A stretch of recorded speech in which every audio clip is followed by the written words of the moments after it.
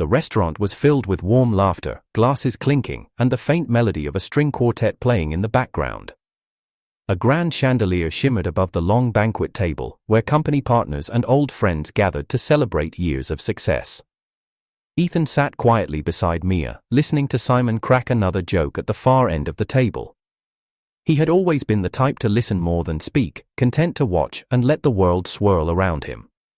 Mia, elegant in her ivory dress, leaned forward with her usual poised smile. Her hand moved gracefully, picking up a small dish of seasoned mushrooms. Without hesitation, she reached across and placed a piece in Ethan's plate. "Noah, you love these, don't you?" The words dropped into the air like a stone into still water. The ripples were immediate. The faint hum of conversation faltered. Chopsticks paused mid-air. For a fraction of a second, the entire room seemed to forget to breathe. Ethan didn't lift his head. He didn't need to. The sting of that single word cut deep, far sharper than the fork he now gripped in his hand. His knuckles whitened as his fingers tightened around the cold metal, pressing harder than necessary, as though holding onto it could steady him against the wave that threatened to crash over him. He wasn't Noah. He never had been Noah, and he never would be Noah. From a few seats down, Noah himself slowly lifted his gaze. Tall, sharp-featured, dressed in a tailored black suit, his presence drew eyes without effort. His expression didn't change much, but in his eyes there was a flash of something: amusement, curiosity, perhaps even triumph. His gaze locked with Mia's across the table. Mia froze, her hand still holding the chopsticks suspended in mid-air. Her polished composure cracked for the briefest of moments. She quickly withdrew her hand, dropping the mushroom back into her own bowl, her smile flickering like a candle in the wind. "They're a little burnt, just right." Her voice faltered before trailing off. Ethan lowered his eyes further, chewing the food already in his mouth with mechanical slowness. He forced himself to remain calm, to betray nothing. He didn't look at her. He didn't look at Noah. He didn't say a word. The silence was unbearable, heavy enough to drown in. For Ethan, it was like sitting at the edge of an ocean, knowing a storm was coming but unable to move. His nails dug into his palm, but the pain felt strangely distant, dulled as though his body refused to register it. Simon finally broke the tension, clapping his hand against the table with a forced laugh. "Why isn't anyone drinking? Come on, bottoms up, no slacking tonight." The others let out quiet, relieved laughter, raising their glasses as if clinging to the distraction. The noise returned, shallow and brittle, but no one had truly forgotten. The name still lingered in the air like smoke that refused to fade. Mia shifted, ladling soup into Ethan's bowl, her smile carefully reconstructed. "Drink something warm," she murmured, pretending nothing had happened. "You didn't dress enough for today's weather." Ethan took the bowl silently, the steam rising to his face, blurring his vision just enough that Mia couldn't see his eyes. He raised it slowly, but the warmth did nothing to thaw the cold in his chest. Across the table, Noah had already looked away, his expression unreadable. But Ethan knew. He could feel the invisible thread that had pulled between them in that moment, the kind of thread that only exists when two hearts once belonged to each other. As the dinner continued, as laughter grew louder to cover the cracks, Ethan sat in silence. His fork rested motionless by his plate. His heart didn't race, his breath didn't quicken. Instead, a strange stillness settled inside him, heavy and undeniable. Because deep down, in that instant, he understood something he had always tried to deny.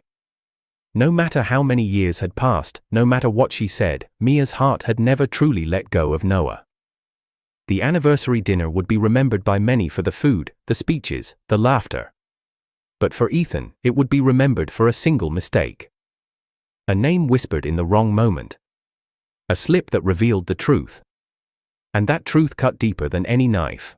Ethan and Mia had grown up 2 houses apart on a quiet tree-lined street where neighbors left their doors unlocked and summer cicadas sang into the night. They met in kindergarten, Mia in a pink dress with pigtails and a scraped knee, Ethan in a hand-me-down hoodie 2 sizes too big. She was crying on the curb after tripping on the slide. He handed her a napkin and sat beside her in silence. She stopped crying. From then on, they were inseparable.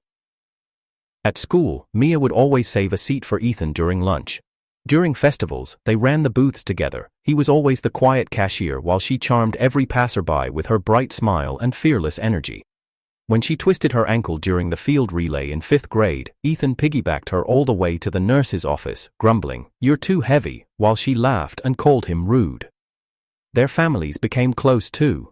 His mother taught Mia how to bake, her father taught Ethan how to ride a bike. Their parents would joke at dinners, "Are we raising a couple here?" And Mia would giggle, replying without hesitation, "Of course, I'm marrying Ethan when I grow up." In middle school, when a boy pulled at Mia's ponytail and called her names, Ethan punched him without a word. They both got detention. That night, Mia handed him a milk carton and whispered, "You're my favorite person, Ethan." He didn't say anything, he just looked away, face burning red. In high school, they still walked home together, rain or shine, exam week or summer break. Mia would chatter on about teachers, friends, weekend plans, while Ethan nodded quietly, listening, memorizing the rhythm of her voice like a song he never wanted to forget. Sometimes, she'd loop her arm through his without thinking. Sometimes, she'd fall asleep on his shoulder during bus rides. Ethan never told her how his heart pounded each time, how just her leaning her head on him felt like the world stopped spinning. He thought it would always be like that. He thought they had time. But then came college. They both got into the same university, he majored in engineering, she majored in business. Their first few months were the same, lunches in the courtyard, library sessions, late-night takeout on the rooftop. But then one day, everything shifted. She came back from a student council event, her eyes bright in a way he hadn't seen before. "There's someone you should meet," she said. "He's so good at everything, you won't believe it." That was the first time Ethan heard Noah's name. Noah was magnetic, the kind of guy who made professors laugh and girls lean closer when he spoke. President of the debate club, vice president of the student body, already interning at a top firm. Tall, smooth-talking, confident in the way only people who'd always been admired could be. Mia was drawn to him immediately. Ethan watched it happen in real time, watched her conversation slowly start to change. "Ethan, isn't Noah amazing at public speaking? I could never do what he does." "Ethan, if a guy texts you at midnight saying he's hungry, does that mean anything?" "Ethan, what do guys like for birthday presents?" He smiled gently. "Depends on the guy." She tilted her head thoughtfully. "It's for Noah." That moment stuck in his chest like a splinter. She'd said it so casually, without thinking, as if Ethan was just her sounding board, as if he hadn't loved her quietly for over a decade. Later that night, he stared at his reflection in the mirror for a long time, tried to find something wrong with his face, his eyes, his voice, something that made him invisible to her. They started spending less time together after that. Mia became Noah's debate partner. She joined his projects, sat beside him in meetings, laughed at jokes Ethan never heard. But still, she'd come back sometimes, after fights, after long days, when she needed a friend. Ethan never said no. Even when she was crying over another fight with Noah, even when she used his shoulder again, but not out of love, even when he knew she'd go right back to the other guy in the morning. He kept being her safe place, even as she drifted further away. One day, while helping her move dorm rooms, he found a birthday card with Noah's name in swirling gold ink and a box of cufflinks she'd spent weeks picking out. Ethan held the card for a second too long. Mia took it gently from his hand. "You okay?" she asked, her voice soft. He nodded once, forcing a smile. "Happy for you." He meant it, and it hurt more than anything else. On the outside, Mia and Noah were flawless. Campus sweethearts with matching ambition, tailored smiles, and the confidence of people who had the world figured out. They won leadership roles, graced student magazines, and threw parties that people talked about for weeks. Together, they were the center of every room. Noah would walk into events with Mia on his arm, eyes sharp, posture perfect. Mia stood beside him like she was born to shine. They matched in more ways than clothes or titles. Both were intelligent, driven, and constantly chasing more. But behind the curtain, things cracked. Noah hated losing control. He wanted things his way. If Mia got too friendly with a classmate, he'd frown. If she stayed too long in the library without telling him, he'd show up and wait at the door. "I'm just worried," he'd say, brushing it off with a smile that didn't quite reach his eyes. Ethan watched from the sidelines. He noticed how Mia's laugh changed when Noah was around, tighter, more careful, how she started dressing differently, more polished, less comfortable, How she stopped meeting him for their quiet evening tea breaks on campus, the ones they used to have since freshman year. Still, Ethan said nothing. Once, he caught her crying outside the student center. Her makeup was smudged, and she was hugging her knees like a little girl. Ethan didn't ask what happened, he just sat beside her and offered a chocolate milk from the vending machine. She took it, leaned her head on his shoulder, and whispered, "Sometimes, I don't recognize myself anymore." He wanted to ask why she stayed, why she didn't walk away, but he already knew the answer. Some part of her still believed in the version of Noah she first met, and some part of her didn't want to fail. The breaking point came in their final year, when Noah received an offer to pursue grad school abroad. He expected Mia to go with him. But she had other plans. She had just co-founded a tech startup with classmates.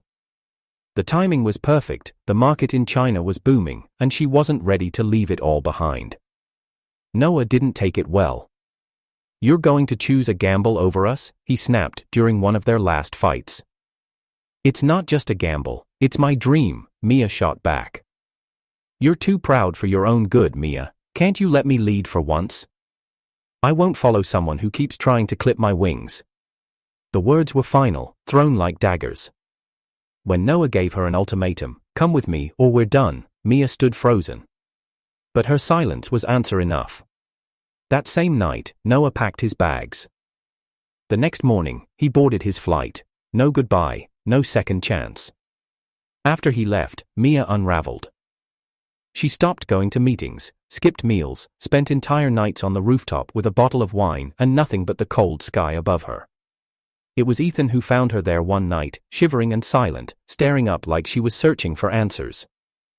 "I don't know who I am without him," she whispered. "You were someone long before him," Ethan said. She didn't reply, just closed her eyes and leaned into him. Weeks passed. Ethan helped her pick herself up piece by piece.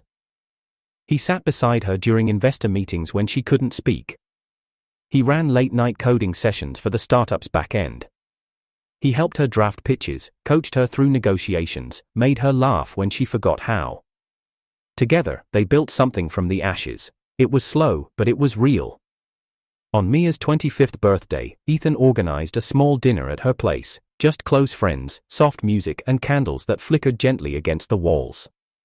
After the others left, Mia poured one last glass of wine. Her eyes were glassy, her cheeks pink from the alcohol. "I've always felt safest with you," she murmured. Ethan looked at her. For the first time, no words came out. He leaned in, slowly, gently, his lips brushed hers. She didn't move, she didn't pull away. Instead, she kissed him back. Her arms wrapped around his neck, and for a moment, it felt like the universe had shifted, like maybe, just maybe, he was enough now. Later that night, lying beside her in the quiet glow of the bedroom, she turned to him and whispered, "Let's be together." It was everything Ethan had wanted to hear. He didn't ask what she meant, didn't press her for words like love or forever. He clung to the moment, convinced it was real, but she never said she loved him, and he ignored the way she looked at her phone a little too long sometimes. He ignored how she still paused whenever someone mentioned Noah's name. He ignored the way she hesitated when they held hands in public, like something inside her hadn't settled. Because for Ethan, having her, even just like this, was better than losing her again. The first time Ethan saw Noah again, it was like a ghost walking through the halls of the company. Sharp suit, confident stride, that same disarming smile that once charmed everyone back in college, only now, it carried something heavier, a shade darker, as if years abroad had carved arrogance into his very bones. He leaned against the glass wall outside Mia's office, waiting like he belonged there. His voice was low, but Ethan heard it clearly when he passed by.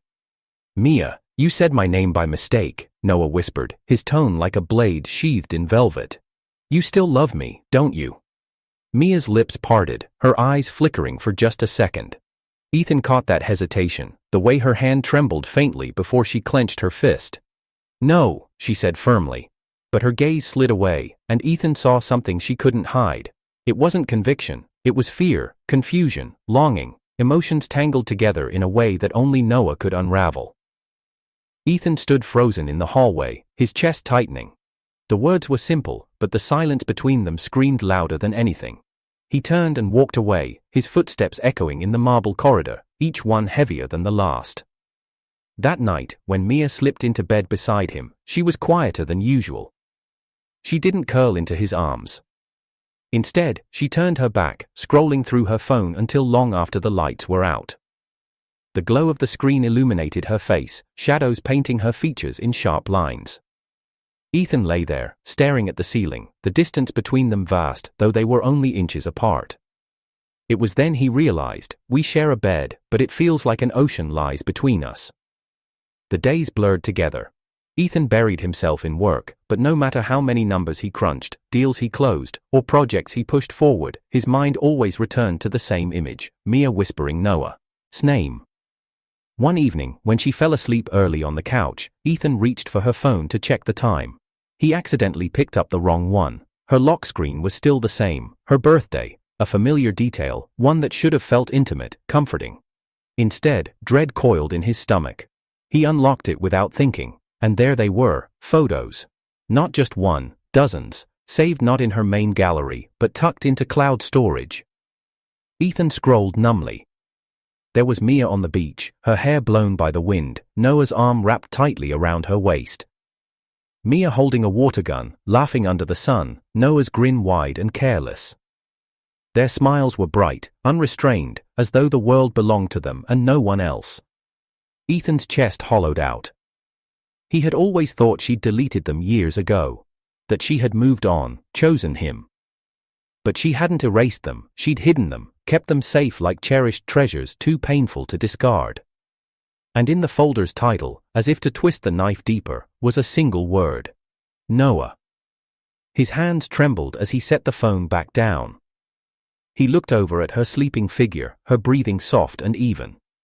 For a moment, he almost wanted to wake her, to demand answers, to shout, to cry, to ask why she had dragged him into a love she never truly gave. But he didn't. Because deep down, he already knew the truth. She had never chosen him, not fully, not in her heart. So he stayed quiet. The silence became his shield. He swallowed the hurt, pressed it deep into the pit of his stomach, and pretended it wasn't there. In front of her, he smiled gently. He answered her questions. He carried on as though nothing had changed. But inside, the pain simmered. It was slow, corrosive, eating away at him in pieces he could no longer gather back. At night, when Mia pressed a kiss to the corner of his lips like always, he let her. But he no longer kissed back. When she curled into him, he wrapped his arm around her, but the warmth had already gone cold. He stared into the darkness, listening to her heartbeat against his chest, steady and unrelenting, while his own faltered. Every time she said, "Let's sleep," he closed his eyes, but he never slept.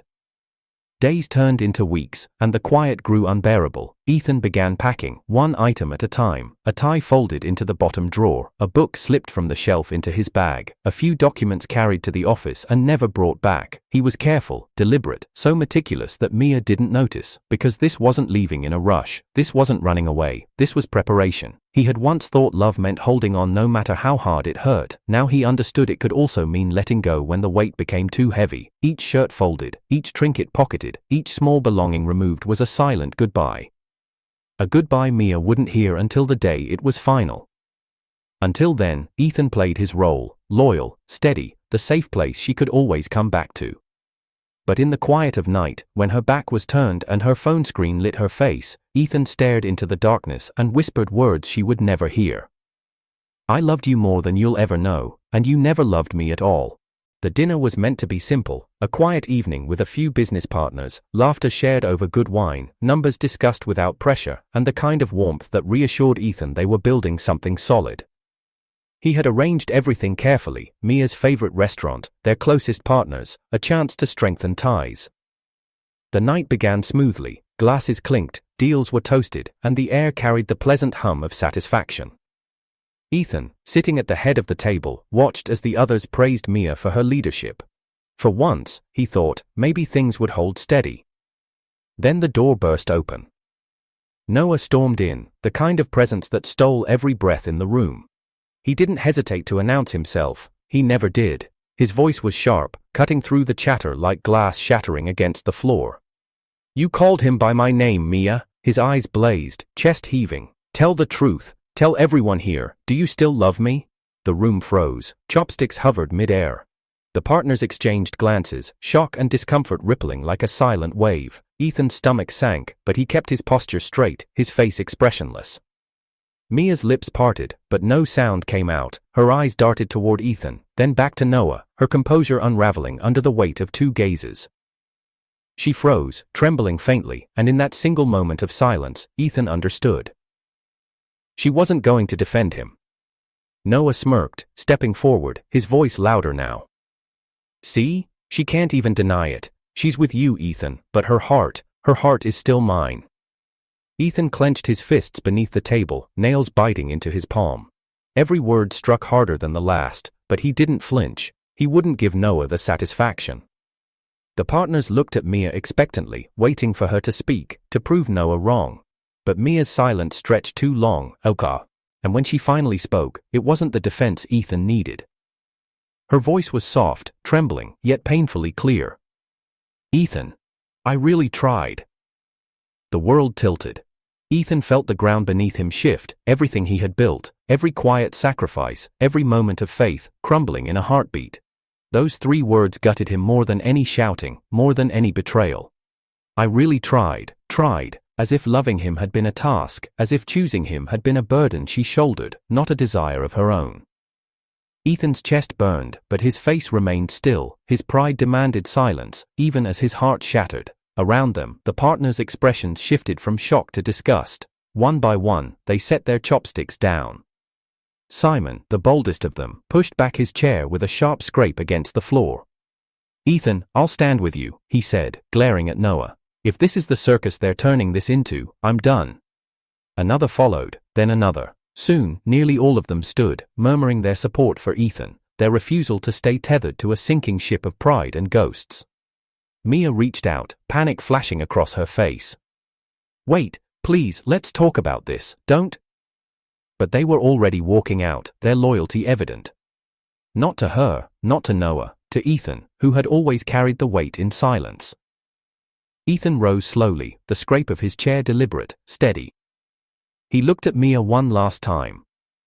Her face was pale, her eyes wide with regret and guilt, but not with love, not with the conviction that could save them, and that told him everything he needed to know. He straightened his jacket, his voice calm, almost too calm. It wasn't you who fired me, Mia. He paused, his gaze sweeping across the ruined dinner, the broken trust, the ashes of what once was. It was me who fired you. No one spoke.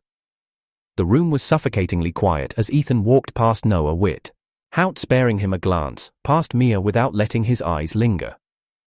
He left with quiet dignity, his footsteps steady, while behind him, the empire he had helped build collapsed in silence.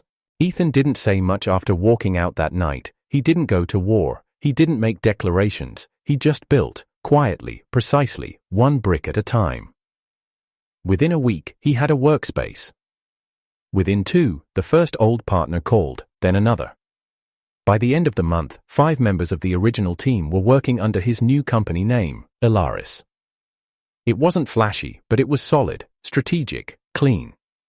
Investors came naturally. The industry remembered who had run things behind the scenes while Mia and Noah played golden couple on stage. Ethan had been the spine, and now that spine was standing tall, without the weight of someone else's heart dragging it down. Meanwhile, NL Innovations, once Mia and Noah's pride, began to rot from the inside. Noah refused to adapt to the domestic market. He dismissed clients' preferences, mocked local vendors in boardrooms, and threw around his Western business sense like it was a crown. When one of the city's oldest partners offered feedback, Noah laughed in his face. "I'm not here to coddle your outdated thinking," he said. "You want real growth? Follow me, or step aside." They stepped aside.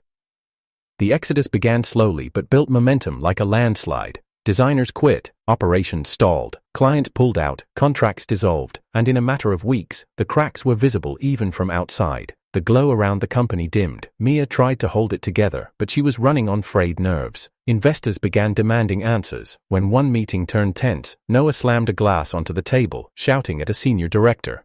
"Maybe we should have let the dead weight go sooner. They were never visionaries anyway." A week later, Mia's mother landed in the hospital. It happened during one of Noah's tirades. an argument that spilled into the house they shared. Ethan didn't know all the details. He only heard from Simon that Mia's mom had tried to intervene when Noah's rage escalated. She'd been shoved aside in the process and hit her head on the floor. The call came late that night. Simon's voice was tight. "She's stable, but Mia, she looks like she hasn't slept in days." Ethan didn't hesitate. He didn't ask himself why. He just showed up. The hospital corridor smelled like antiseptic and cold food. Mia sat beside her mother's bed, face pale, back slouched, her once polished aura completely gone. Her eyes were ringed with exhaustion, her nails chipped, her hands trembling slightly as she spooned porridge into her mother's mouth. When she saw Ethan in the doorway, she froze. He didn't speak right away, just stepped in, set down the bouquet of warm chrysanthemums, and nodded at the nurse, who gave him a respectful glance. "How is she?" he asked, voice low. Mia blinked slowly. "Better, stable. She needs rest." Ethan nodded. He didn't sit. He didn't move closer. He just stood quietly, his presence neither warm nor cold. Mia looked up at him, and for a moment her lips parted like she wanted to say something. Apologize, maybe, or explain, but she didn't, because she knew. He wasn't here as her partner, not as her lover, not even as her friend. He was here out of respect, for the woman who once called him the son I never had. Not for Mia. He left without saying more. Days later, the news broke.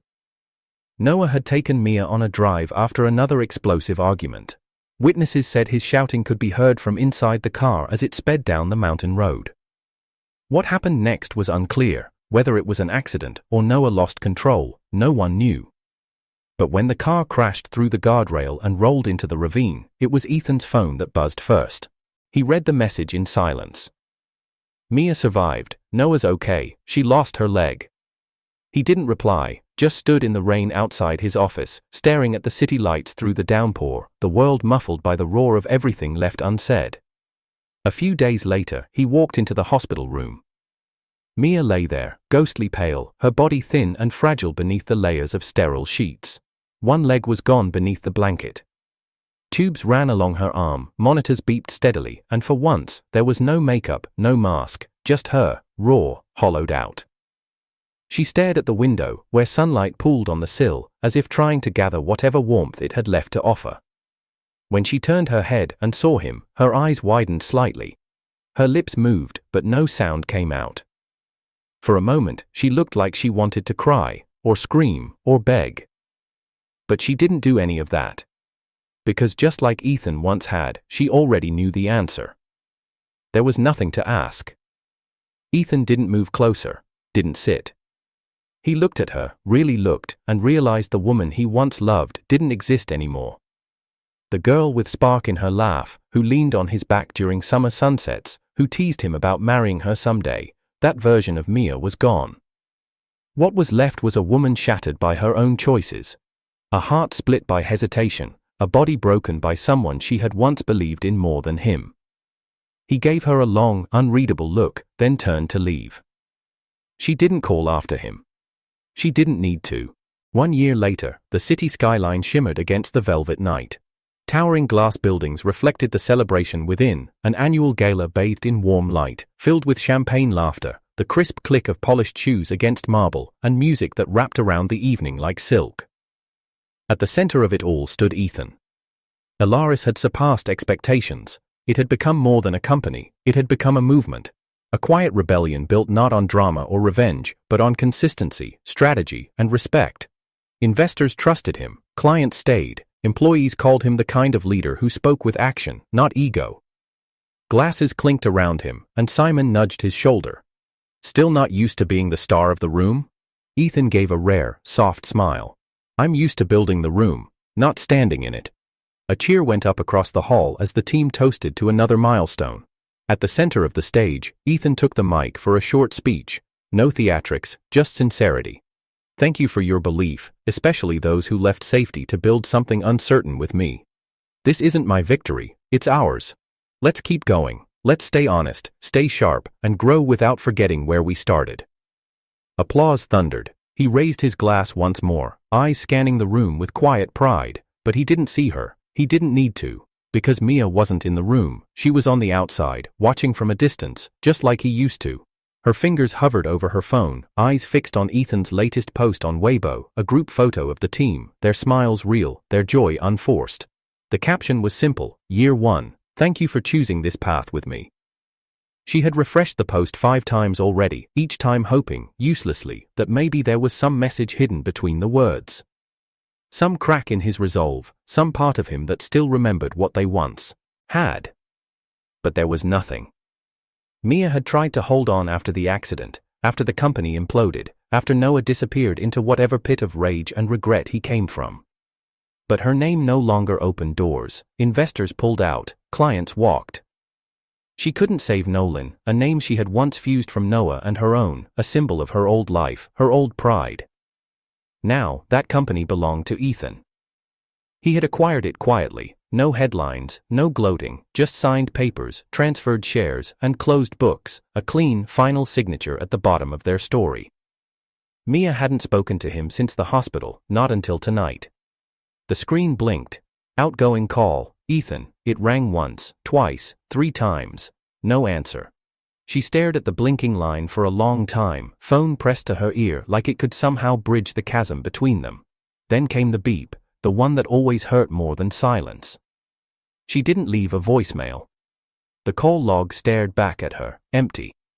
Outside, snow drifted gently against her window, her crutches leaned against the wall. She sat wrapped in an oversized sweater, a single photo frame beside her bed, an old picture of her and Ethan during their university years. She had never taken it down, but tonight, it faced backward. Her phone buzzed again. A notification. This user has blocked you. That was it. No anger, no explanation, just a clean break. A final act of clarity from the man who had once waited in silence for her to see him, who had loved without demanding, who had swallowed every unspoken heartbreak for years and still stood beside her, until she looked elsewhere. She held the phone tightly, but the screen was black now. Her reflection stared back, eyes hollow, lips trembling, not from rage, from loss, true loss. The kind you can't argue with, the kind that doesn't come with closure, just the knowledge that you had something rare and you let it rot. Far above the city, in a room filled with warmth and loyalty, Ethan stood by the window, watching snow fall between skyscrapers. His reflection looked back at him, sharper now, cleaner. Simon walked up beside him, raising a glass. To year 2? Ethan clinked his own glass quietly. To peace. He took a slow sip, then spoke softly, almost to himself. A broken mirror can't be repaired.